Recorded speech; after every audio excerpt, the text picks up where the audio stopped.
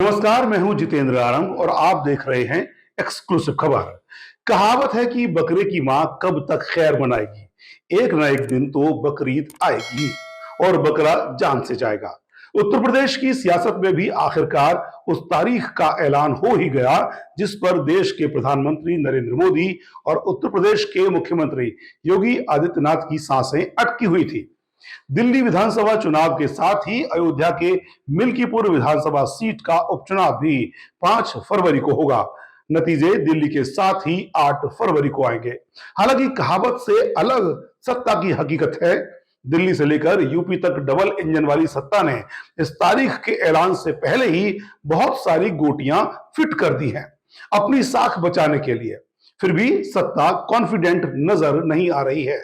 BJP जीत का दावा तो करती है, लेकिन अखिलेश यादव के पीडीए को लेकर एक आशंका भी है, जबकि कमंडल का पूरा माहौल मिल्कीपुर के लिए तैयार है।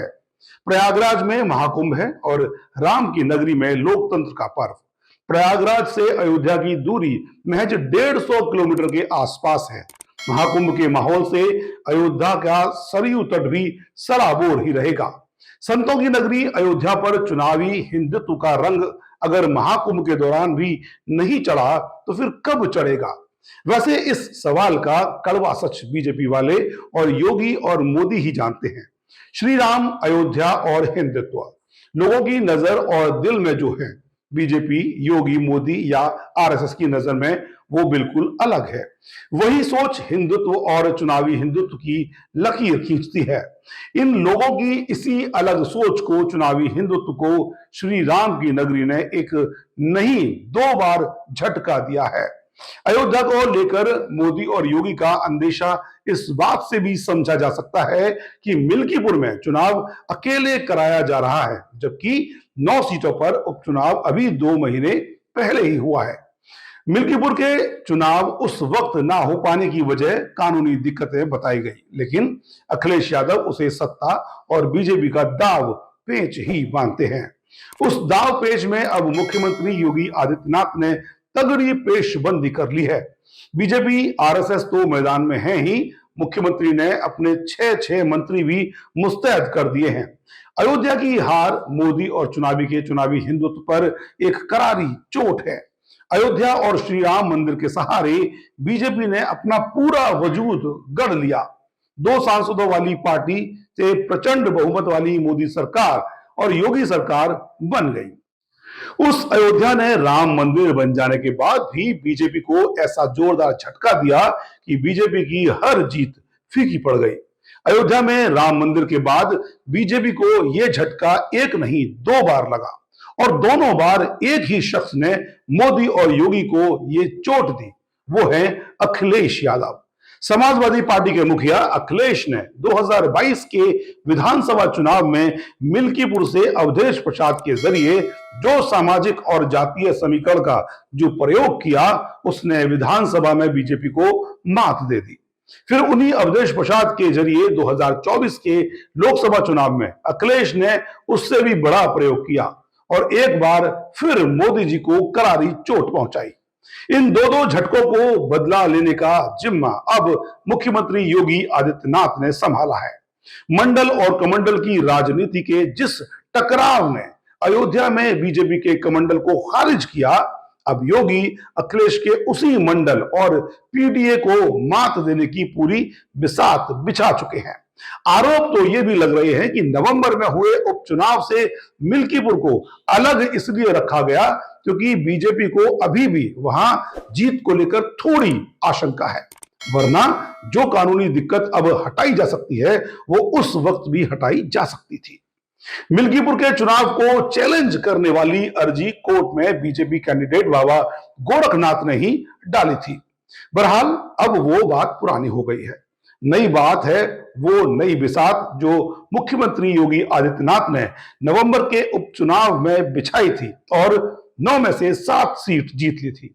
अखिलेश यादव आज भी ये आरोप लगाते हैं कि सत्ता के बल पर पुलिस और सिस्टम का गलत इस्तेमाल कर योगी सरकार ने लोकतंत्र को लूटा है।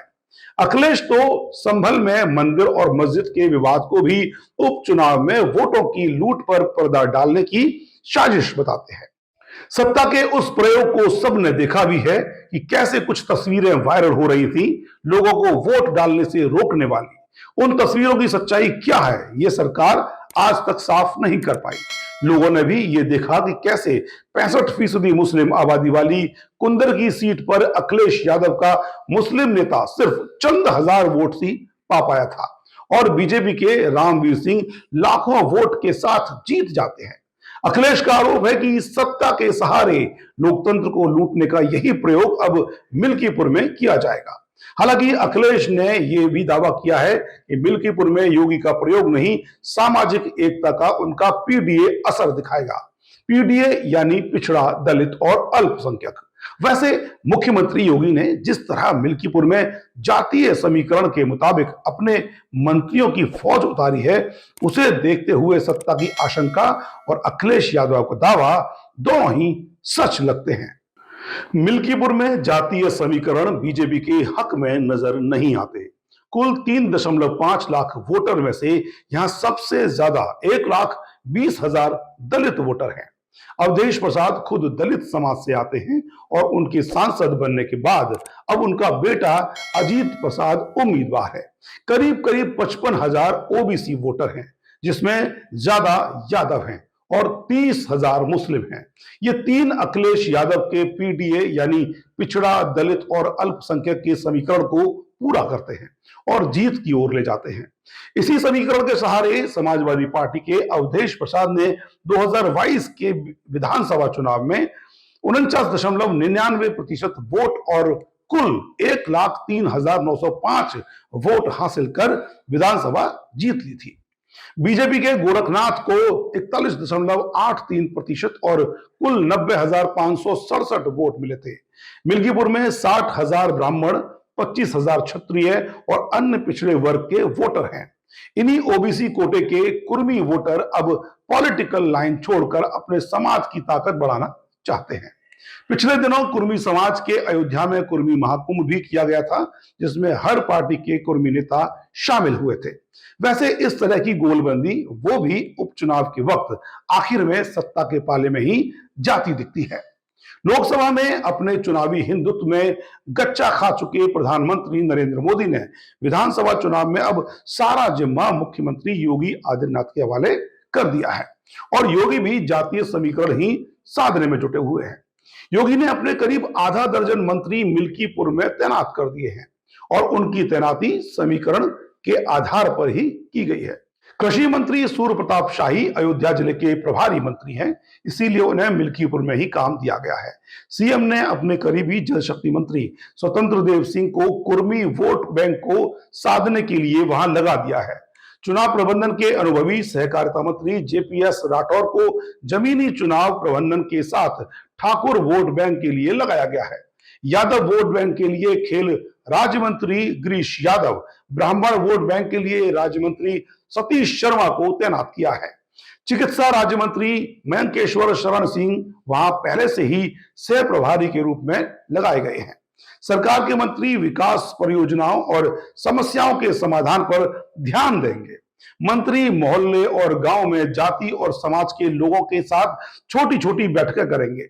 बीजेपी एक एक परिवार का डाटा भी तैयार करवा रही है। इसके साथ ही योगी खुद भी मिल्कीपुर में कई चक्कर लगाकर रोजगार मेले, 200 करोड़ से अधिक की विकास परियोजनाएं, युवाओं को टैबलेट और स्मार्टफोन बांट चुके हैं। योगी ने जिस तरह कैबिनेट की पूरी फौज और सिस्टम को उतार दिया है, उससे इतना तो साफ है कि अयोध्या इस नए साल में भी चुनावी रूप से योगी और मोदी को परेशान कर सकता है।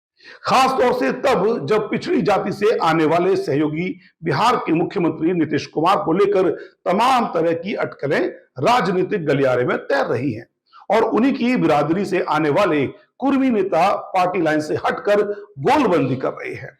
अगर अयोध्या के मिल्कीपुर में चुनाव से पहले नीतीश कुमार कोई खेला करते हैं तो उसका असर भी इस सीट पर पड़ सकता है, अपने पत्ते खोल सकते हैं। दोस्तों, हमारा ये वीडियो आपको कैसा लगा हमें जरूर बताइए। लाइक करिए, शेयर करिए और कमेंट करिए।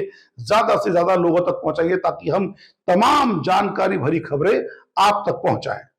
नमस्कार।